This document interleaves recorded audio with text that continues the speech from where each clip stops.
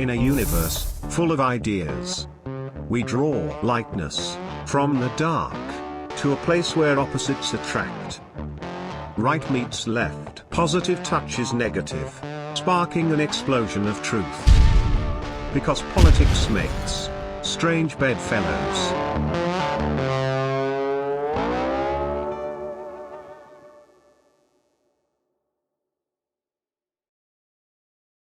Before we go, I just have to show folks some great pictures that you sent me. You were kind enough to open up your photo albums to me and show me some amazing pictures that you've collected through the years of some of the interesting people that you've met in your many years in law and in politics, and it just absolutely blew my mind. And I think Rick's got them queued up on his side, so we can share these pictures with our viewers. But I was wondering if you could, hey, look who's there.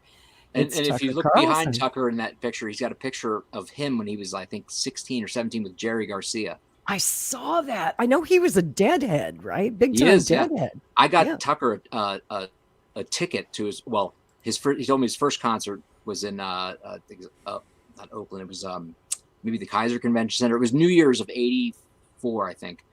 Wow. One of the 12, 28, 84, December 20th. And I got him a ticket. Like it wasn't his ticket, but you know, they have people sell the old ticket stubs, and I got it for him. Like I said, I got the ticket to your first show, and he framed it. He framed it and put it it's on his office wall. So that is so cool. That's where I first met him in person. Actually, it was at a Dark Star Orchestra show. Is that right? In DC, yeah, at the 930 Club. That's awesome. Oh, there he is. Ma, hey buddy, ma. That's Beau Biden. That is Beau Biden. They always call everybody buddy. Hey buddy, ma. And I say ma. It's like a almost like the penguin. They would have this sort of way about them. Their father, you know, he kind of looks like the penguin, you know, from the Batman. He kind of does. It's that grit. It's that, or actually maybe more like the Joker, but like some kind of that grin. My father, we purchased. My parents purchased the lot next to his original house on Centerville Road, across from St. Joe's, and it was just an empty lot, and they were going to build a house there. And he came over when they were walking the property one day and started, you know, through the fence, started talking about, you know, you're not going to this and you're not going to. And my father he took no shit from anybody. He was like, listen, and he said, listen, chicklets. My father was a cosmetic dentist and an endodontist, and like was one of the developers of like porcelain veneers. And wow. He just told Biden down. I mean, he's just like, look, chicklets, because his teeth were like chiclets. I mean, they're literally these cheap caps he had on back in the day. Now, of course, Hunter's teeth look like they're made of pearls or you know, really. And speaking of Hunter, there is John Paul McIsaac. Yeah. Just the first time I ever met him, you know, like you think, according to Keith Morris or Kevin Morris, excuse me, this is a Biden sugar bro, Hunter Biden sugar bro. The guy's like bankrolling him, who's behind what was it, South Park. He's like a screenwriter, I guess, an attorney out in California. He's the one that put up the $2 million to pay Hunter's tax bill. He floated this sort of what Roger called a Unabomber style mind map, you know, that said that this guy Keith Abloh, who was a psychiatrist briefly for Hunter Biden, and Hunter left a laptop apparently at his office, that somehow that got to Roger and then got to me and then got to John Paul McIsaac. I'm like, these people are like literally, I mean, it's you realize the delusion when they create a fantasy and you're a player in it. I'm like, what? I'm like, are you out of your mind? I've never, it was just, but he's a good man. He's a very courageous man too, and had his business destroyed. That is a true whistleblower. Yeah. John Paul McIsaac. Hey, there's RFK's campaign manager. Good man. Let me tell you something story about Dennis Kucinich. First of all, I always liked him when he was running for president. I thought he was the only truth teller and the only, really honest and, who represented what I believe is like ethical politics. But this is a cryptocurrency. One of the few Democrats, yes, that I respect. Yeah, exactly. And here's to show you how truly, in a sense, not a party creature or a partisan zealot he is. This is at a cryptocurrency conference in 2017 in Aspen, and which had Patrick Byrne, Ron Paul, Jesse Ventura, and I introduced myself to I said, I've always been a fan of yours. I'm Republican, work for Ron Paul, but I said, I'm Roger Stone's attorney. He said, he immediately got this like real, like sudden serious expression. Now, time frame, you got to think September 2017. Trump had just got elected. He says, I need to talk to you. He said, I need to talk to Roger. And he kept like, and he was very serious about it. And eventually I couldn't get them connected directly. I gave him the numbers, but Roger was at some thing where he couldn't tear away. And finally we ended up having dinner together at the Brown Hotel, whatever. There's a hotel that's here in Denver. Anyway, with Jesse and Dennis. And he said, they're going to try to create a perjury trap for Roger. He said, this is right before Roger was testifying to the Intelligence Committee. And Dennis warned him. He said, you got to warn him. He said, they're going to set him up and that's exactly what they did. That is exactly what they did. I swear to God. The WikiLeaks. Dennis tried to head it off. He tried to stop it. And, I said, Roger, you should be, that you got to give it to Dennis Kucinich. He is a genuinely good man of integrity. He tried to warn you that they were going to, set you up to trip you up, and we're going to create this perjury trap. And he, this is like 3 weeks before he testified. And Dennis gave me little cards right here somewhere from his original run. They were like kind of like baseball cards that he was very proud of, that I kept.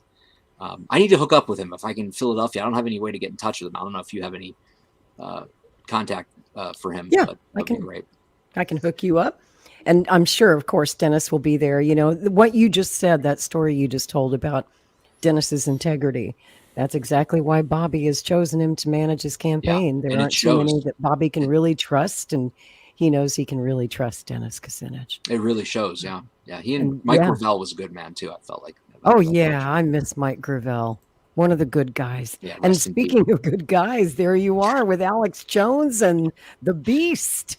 Oh my gosh, that was on 95 South, or maybe it was a highway headed towards where they held the CPAC conference down there on the harbor, and everything was shut down because Pence came in.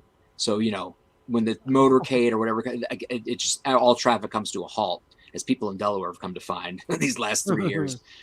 So we were just parked on route, I think it was 295 South or one of those, or no, maybe it was Route 29, whatever it was. Wow. And so we just got out and started taking pictures, and the Beast for sure. Yeah, he does. Alex drives like a demon. Have you ever ridden with Alex Jones? Oh yeah, yes. He's a madman. He had a Dodge Charger, I think, when we That's went right. To the range. We went shooting with him. That's Governor Pete DuPont. I summer interned in his law firm. Also a very good man of integrity. Really a good man. Yeah, he ran for president in '88. I remember. There's my favorite musician of all time. And Phil Lesh, Phil Lesh, Grateful Dead bass player. What a good man. I love that man. I really do. Yeah. He's still playing to this day. My goodness, there you are with Robin Williams. I was a day player in Dead Poets Society, which was I thought that was from Dead Poets Society. That's one of my favorite movies. Made quite a bit of money on that, actually, because Peter Weir picked me up for a line because I happened to be sitting there, and really pissed off all the people who were the agents who were trying to get their clients who were actors to get. If you speak even a word on film being filmed in a SAG production, you're immediately a provisional member of SAG. You're separated from the extras. You begin making, instead of like $50 a day, you make $50 an hour. So this is 1987, late 87. Right. I think I made $25,000 for like 3 days of hanging out with Robin Williams. And you probably spoke one line or one word. I did. It was I still have the paper called the Welton Honor, the actual paper. And he said it was where they put an article in the paper. Welton needs women. It was supposed to be. And it was the scene where there was this big dust up in the assembly, and I said, I'm not going to sit in the auditorium waiting to be called in with all the. I went in and started watching. The only one in the chapel, watching Weir film the individual close-up scenes, and so he walks down the aisle. He says, "You come here," and he just like, me. I'm not anybody. I wasn't. I kind of tricked my way into being even an extra.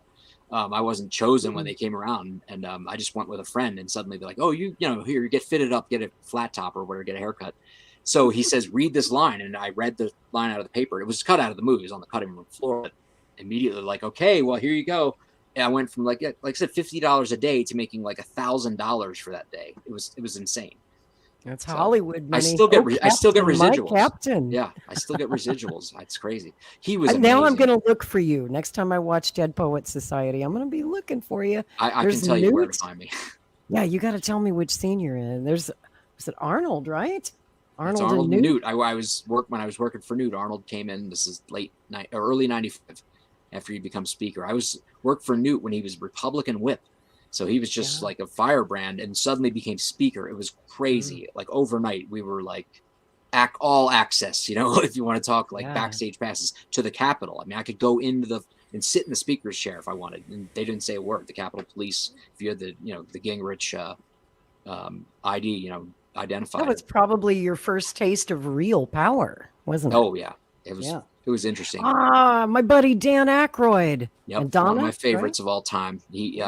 This was the release of Driving Miss Daisy, which for some reason occurred in Washington at the National Theater. They decided to do the premiere there, and I was such a Blues Brothers fan, such a John Belushi fan, and I loved it. And so they had this big reception at the Willard afterwards, but you had to pay and I'm a freshman at Georgetown. You had to pay $250 for this, right?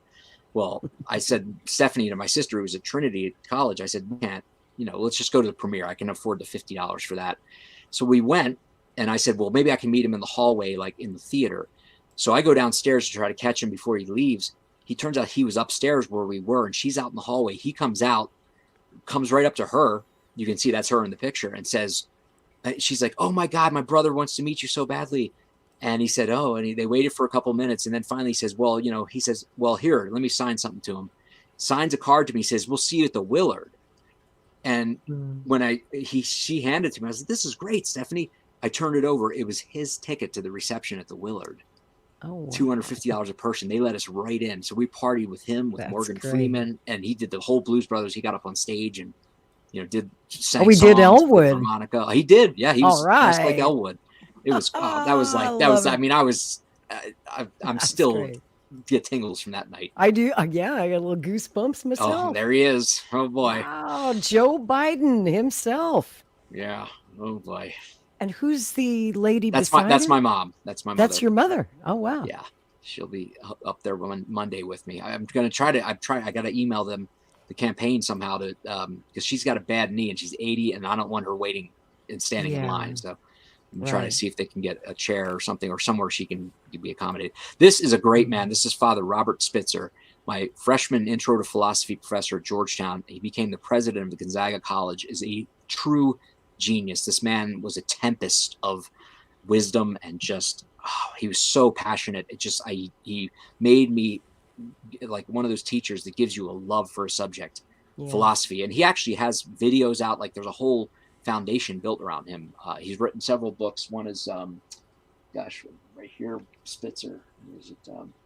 They're on faith, but his knowledge of philosophy and proofs of an absolute being or God, the proof of God, the existence of God, were like unassailable. But I mean, he taught everything from like about cosmology, not cosmetology, cosmology. And I mean, every aspect of philosophical thought you can think of, and he was so passionate and just great man, a good man. That's actually where another good Gary man. Johnson, Libertarian candidate for president in 2012 and 2016. That was the only Libertarian presidential candidate that I did not vote for in 2016. I voted for Trump. I like Gary, but he was a terrible. Gary's candidate. A good man. He just didn't have what it took, Yeah, I mean, what was it? That was when I was running for state senate and Bo was running for his first run for attorney general. That was at a union event on a Saturday morning. He was kind of surprised to see me there because I was like, why would I not come to union events? These are voters. Bo Biden and Morgan Freeman. There's another good man right there. Good man. Also suffering Trump derangement syndrome, though, I hear. Is he really? Unfortunately, yeah. Who's that in the background in the middle of the shot? It might be Chevy Chase. I'm not sure though. No, it looks like Chevy Chase. Yeah. If you zoom in, you might be able to make like doing an original. What do they call it? Photo bomb. It does. He's photo bombing you. That sounds like something Chevy would do. Yeah. Oh, that was when I ran for state rep and just a local broadcast we did. That's my dad when I got sworn into the California bar.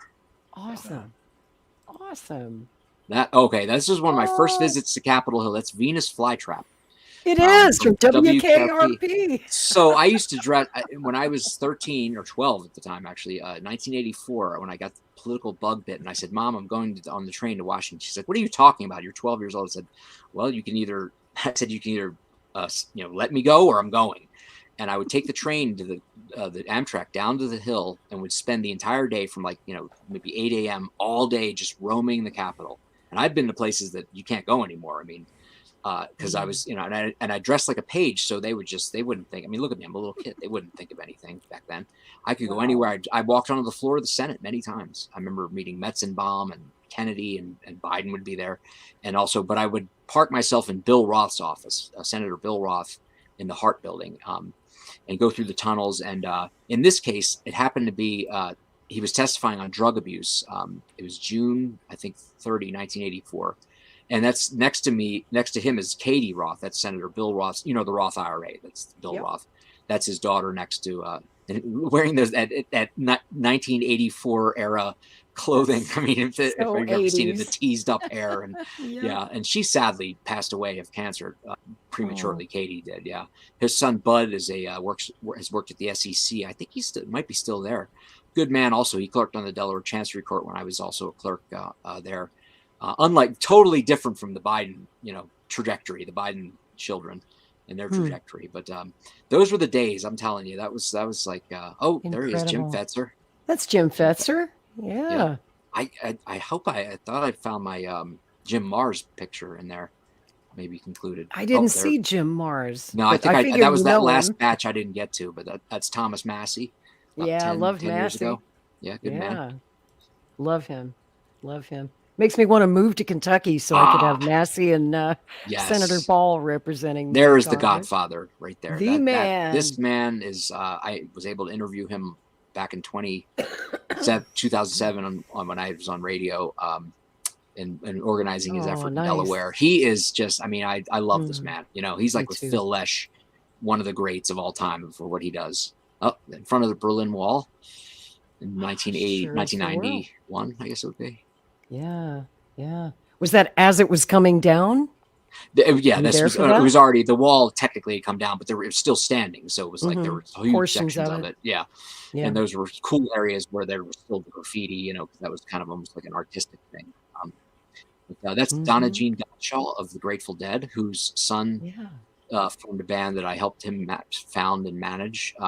She sang with Elvis, the Muscle Shoals community. If there's a great documentary on that, that is us delivering the petitions to the Denver city government for the social use cannabis social use initiative that we with the law firm I was working for got on the ballot and passed. But of course they thwarted it. But from the liquor, it was just it never really got off the ground, even though we did pass it by referendum.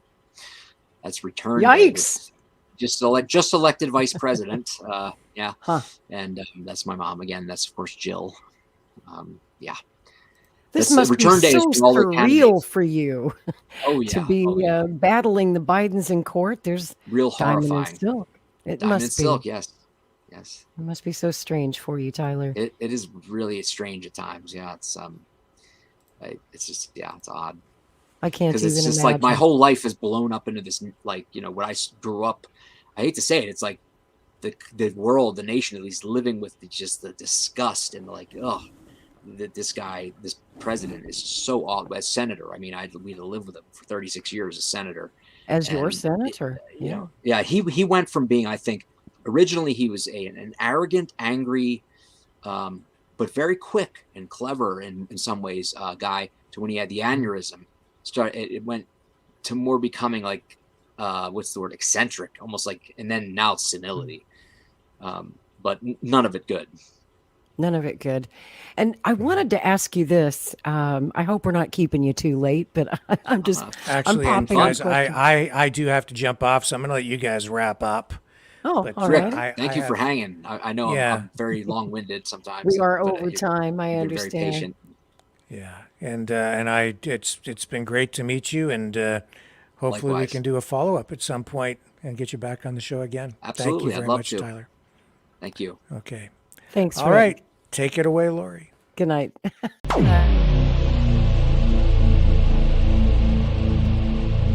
This has been a Maverick Multimedia production.